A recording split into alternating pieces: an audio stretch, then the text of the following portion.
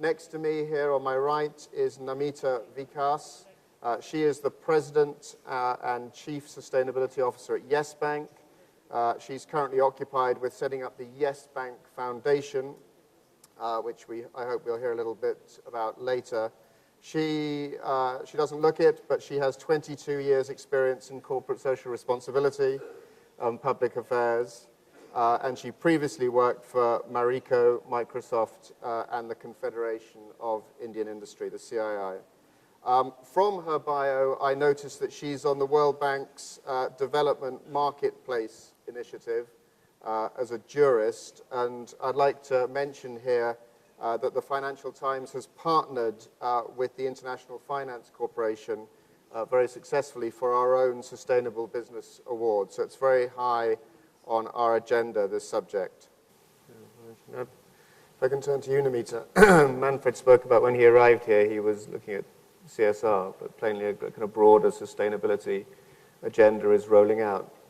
Tell us a little about your experience at Yes Bank and how you're orientating the bank towards microfinance, inclusive banking, agribusiness, and socially responsible investing. Thanks, James. So at the, I just want to take a step back and do a bit of context setting when we look at sustainability in that space. Over the last 18 months, we've seen in India there has been a lot of traction on this buzz or noise, as we're calling it, on this whole thing about CSR, sustainability. And we need to really look at, in the true sense, what do you mean by sustainability? So organizations here in India, there are different definitions that have come up. I think one of the closest definitions that resonates well is the one that IFC has put down, which is ensuring long-term business success by contributing towards economic and social development and a healthy environment and a stable society. I think that is a definition which is close to what sustainability is emerging as, even in the Indian context. So it's our collective ability to share resources equitably, accept that everyone has the same rights, and consistently act in the best interest of society. So whatever a sustainable decision has to be something that is, it cannot be that's good for me but not good for you, or good for today and not good for tomorrow. You mentioned about the financial crisis and the negative effect of the financial crisis that we've had. In fact, the 2012 Edelman Trust Barometer saw that the banks from its third position has gone to the least trusted industries position. The banking sector has a major influence on the economic outcome, and through the financial flows that it flows through within industry. It makes certain social and environmental impacts when it's funding projects or organizations. And therefore, the banking sector's ability to influence the transition towards a sustainable or a stable economy is unparalleled. So when we make our decisions, it's very important for us to look at environment, social factors in lending portfolios. So just to take an example of what we've done at Yes Bank, voluntarily we have institutionalized the environment and social policy. This is based on the IFC guidelines, the International Finance Corporation guidelines, and the Equator Principles, where we do not lend to unethical, illegal, or unsustainable businesses.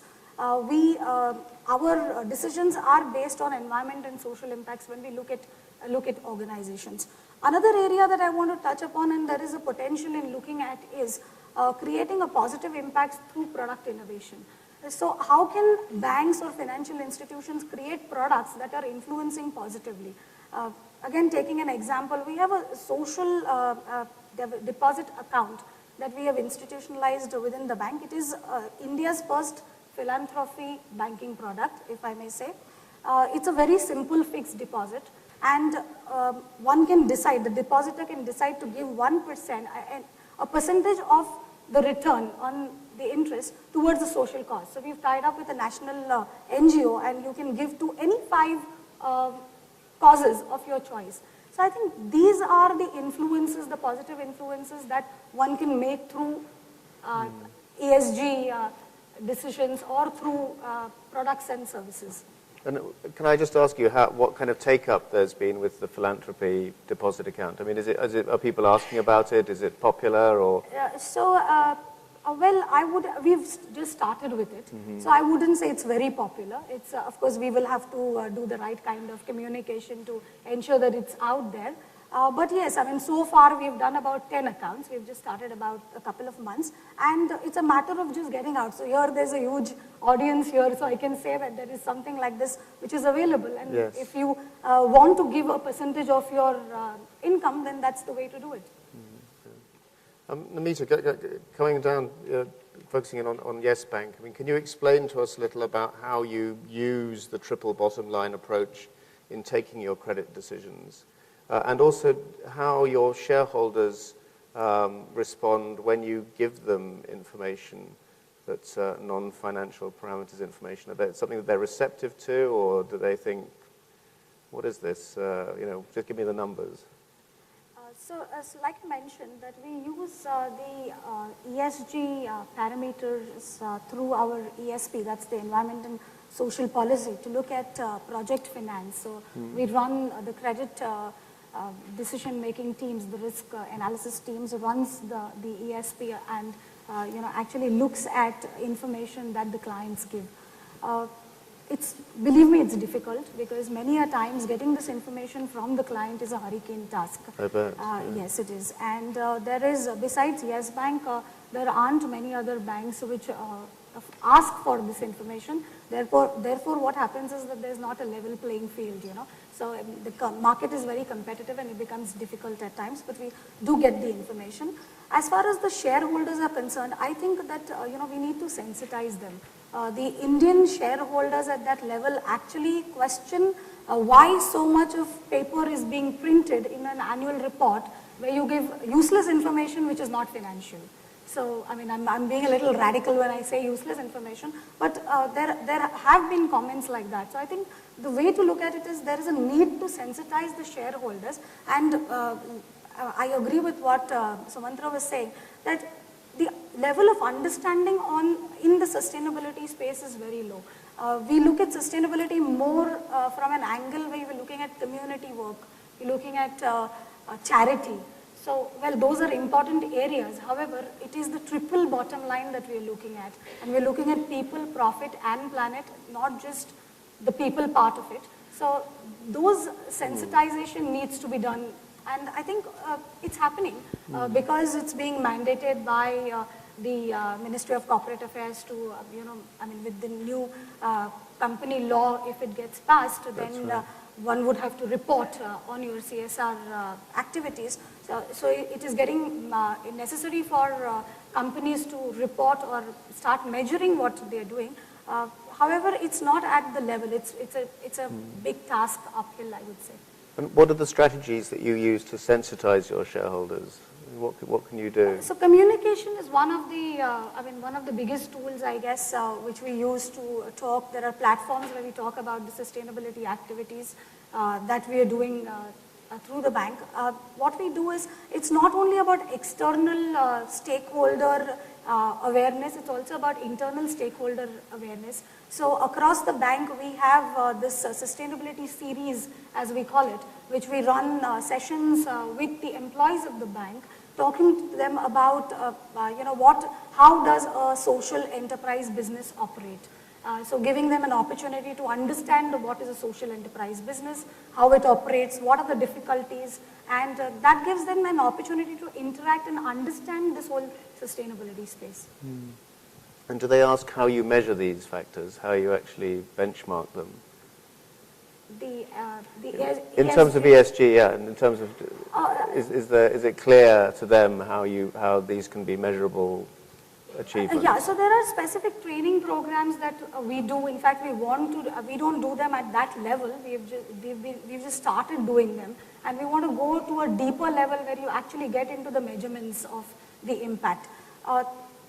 Most of the times we've seen across that activities are done without really understanding what is the kind of impact that is there. We've started calculating impact at the Yes Bank level. I mean, I can say that we've touched 6 million people directly with the social activities or the sustainable finance activities that the bank is doing. And this is measured right now through calculating the number of the pure data, But there is a need for a proper ESG training, which we would start very soon. Yeah. And Namita, if you met other sustainability officers from other banks, I mean, what advice would you give them from your own experience at Yes Bank? I think integrating ESG parameters into lending decisions is very important. And that will help us invest and look at companies which are going forward, doing a positive impact on society and environment. That's one area. Coming up with innovative products and solutions to reach out to the social and environmental, to be able to look at social and environmental concerns. That's another area. That's a very important area because banks have to be innovative with their products to reach out to these markets. So that's the second area. The third is proactively direct investment towards environment and socially responsible companies. So those which are commercially viable propositions but which are delivering on the social and environment front.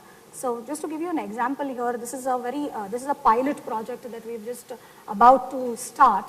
And we are incubating 5 social organizations, commercially viable social organizations. We're using innovation as a tool to take them to scale and make them bankable. If we actually make them bankable, then we will offer them to Yes Bank or to any other bank who wants to look at debt or equity within them. And if you're able to do that successfully, then we're opening up this entire sector of social enterprises where there is a huge gap as far as funding is concerned. So that's I think the third area. The fourth is training of the human capital within the banks. Because ESG training to risk managers is very important. Currently, most of the times they're looking at financial data. That's because we are not equipped to look at ENS data. And I think that is a very important area. The whole triple bottom line accounting, where you actually look at standards. So I would look at it as a tell me, show me, and approve it approach. So tell me is I'm telling you that yes, I do sustainability. Showing I do some community work and I do, I do some engagement activities. And the prove it is actually getting a ISO 14001 or an ASA 8000 certification will prove that I am as an institution, a socially responsible organization. I think these are the 5 areas that one needs to really look at. Yeah, thank you. I think we've spoken on the stage enough, so I'm going to open the session to the floor and invite some questions from you. So, gentlemen at the front, there should be a roving microphone. Is there one? Yeah, there we go. This is just a question. I'm Anil Chopra here. I'm a management consultant in the area of enterprise governance and business ethics. So I just wanted one question to Namita, is that when you are talking about the plan of action that you have for sustainability, what about your corporation as a unit? Do you have a code of conduct and integrity standards as a starting? You're going ahead to sustainability, but what about within your organization? Have you certain guidelines of what you expect in terms of integrity